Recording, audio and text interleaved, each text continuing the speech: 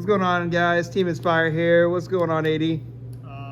What's up, guys? We played Labyrinth for the San Antonio Regional. I got 5th, going X1-1 in 8 rounds. Those results, the draw and the loss, were only due to my own misplay. Otherwise, the deck felt like really good. I hear you were cooking all day, man. I hear you were cooking. Yeah.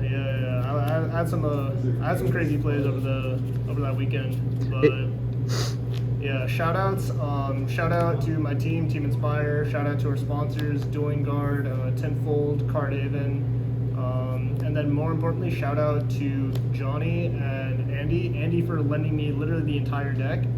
My plan was to play a 60 card Infernoid strategy.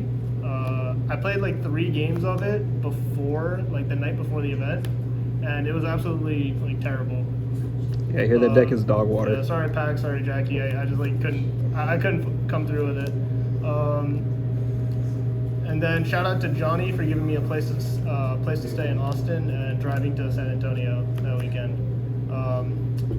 That's it for now. Let's just get straight into the deck profile. Yeah, let's see what a national champion deck profile looks like. We got 3 Ariana, 2 Lady, 1 Lovely, and then 3 Arias. I didn't play any other furniture.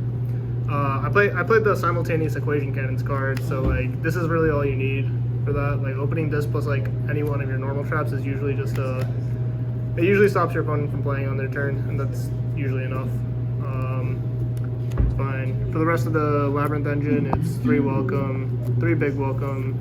This is like pretty self-explanatory. I want to like max this out because the games you lose are always like the games where you just don't see engine. More engine or like any other trap, 3 trap trick, and then 3 cannon, 3 of the other cannon, and then 3 torrential. These were like, in my opinion, the most impactful ones overall, just to like hit like everything basically. And then for more like specific matchups, mostly like Ubel and Snake Eye. Like IDP is good because you hit the Ubel deck really well, and you hit the Fiendsmith engine really well with this. And then the same thing goes for Compulse. You just like wait until they commit to any Link monster, or if they have like Phantom on field. And if they go like for an early Phantom, you can always just like Compulse it back to their extra deck. That's fine. Also like hitting Moon and Close Sky with this is really good, so they can't get into their Fiendsmith cards. 3 Solemn Strike. Just like make sure your stuff goes through. Make sure your normal traps go through. If you go second, beats Ash, most importantly. For the 1-of traps, it's Skill Drain and Rivalry. Realistically, this is like really bad if you're moving into like a Ubel format. But I just couldn't find another card to play, so I was like, okay, sure, whatever. We'll play the 1 Rivalry.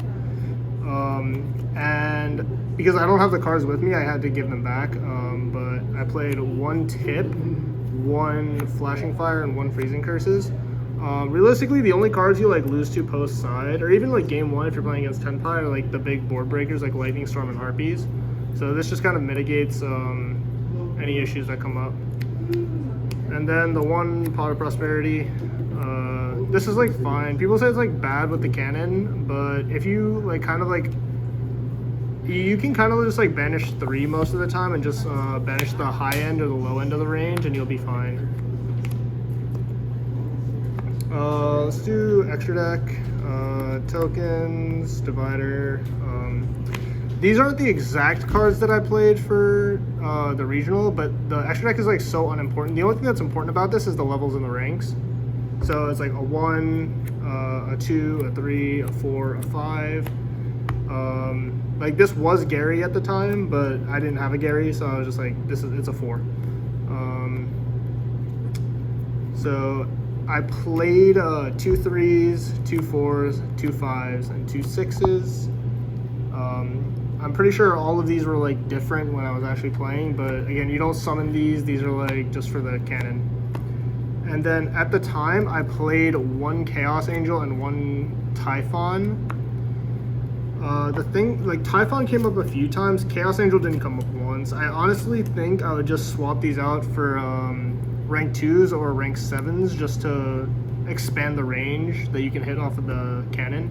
So like right now, like I would just like turn these into 2s, I think, so that you expand, like you open up the range for level 6s, and you can hit like level 4s and stuff too. For the side deck, we did 3 Lord of the Heavenly Prison, just like beating Lightning Storm Harpies, stuff like that. 3 Mulch Army. It's the same thing. It's just like getting, if you can like get into Arias, like force your way into Arias, it's like really, really good. 3 Sphere Mode. This is like fine. It's the same thing. Like I played like no hand traps outside of Arias because if I played a hand trap, I wanted it to like shut my opponent down completely. Otherwise, like I'd just be able to break the board and like set 4 cards and it'd be fine. Most of the time, you're siding out like 2 Arianas for Sphere Mode anyways, so you'll have an Ariana in deck, but you'll see this more often than not. For the 1-ofs, there's 1 Kuklok, 1 Eradicator, 1 Labrynth. This is like more for the control matchups and like going first. It just makes your engine do more. That's it. And then this is just to basically like FTK your opponent if you can. And then the last 3 cards were 3 Dogwood. I honestly have to like start taking this card out of my deck. This card is actually terrible. The one game that I resolved this card, I actually lost because he dealt more damage to me that turn. He played that really smart, I'll admit. But that was also like one of my misplays. He dealt more damage to me than I would gain life, and he played that really well, I'll admit. Makes sense. What's the deck count at? 40, 15, 15. Ooh, nice. Yep. Wait, those tokens? These sleeves? Are you that guy? No. No. Alright. Congrats, man. Congrats. Take it easy.